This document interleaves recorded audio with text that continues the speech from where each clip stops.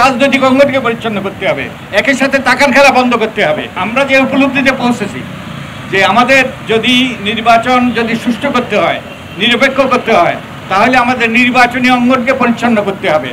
নির্বাচনী অঙ্গনে যে সকল অবাঞ্ছিত ব্যক্তিরা অতীতে নির্বাচিত হয়েছে এবং নির্বাচনী অঙ্গন দখল করেছে তাদেরকে সেইখান থেকে তাদেরকে বিতাড়িত করতে হবে, নির্বাচনী অঙ্গনকে পরিচ্ছন্ন করতে হবে, একই সাথে রাজনৈতিক অঙ্গনকে পরিচ্ছন্ন করতে হবে। রাজনীতিতেও আমাদের বহু অনাকাঙ্ক্ষিত ব্যক্তিরা রাজনীতি পরিচালিত করছে এবং আমাদের দেশে দুর্ভাগ্যবশত অনেক অন্যায় গঠিত হয় একটা আতাতের ভিত্তিতে, অনেক ক্ষেত্রে রাজনৈতিক দলের ছত্রছায়ায়। তাই রাজনৈতিক দলে রাজনীতিতে পরিবর্তন আনতে হবে, একই সাথে টাকার খেলা বন্ধ করতে হবে, নির্বাচন কমিশনকে শক্তিশালী করতে হবে। সঠিক প্যাড আর সঠিক তথ্য দিয়ে এসব সামলে নিব এক হয়ে মোনালিসা স্যানিটারি ন্যাপকিন।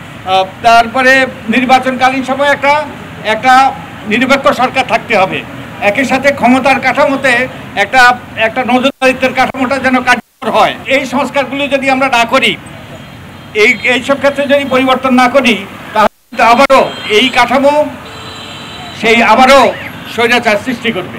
কারণ আমাদের স্বৈরাচারী পদ্ধতিতে যেটা হয়েছে যে তাদের দায়বদ্ধ কাঠামোটা ভেঙে গিয়েছে, যে স্বৈরাচারী পদ্ধতিতে তত্ত্বাবধায়ক সরকার ব্যবস্থা বাতিলের ফলে নির্বাচন ছাড়াই তারা এই সুন্দর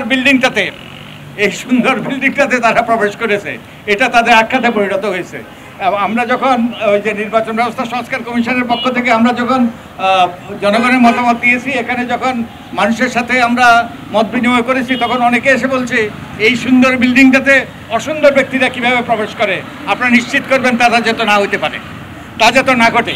এই সুন্দর বিল্ডিংটাতে লুই খানের সৃষ্টি, যে এটা তো আর্কিটেকচারাল মনুমেন্ট, এই সুন্দর বিল্ডিংটাতে যেন অসুন্দর ব্যক্তিরা আর আঁকড়া না গাড়তে পারে সেটা আপনারা নিশ্চিত করবেন।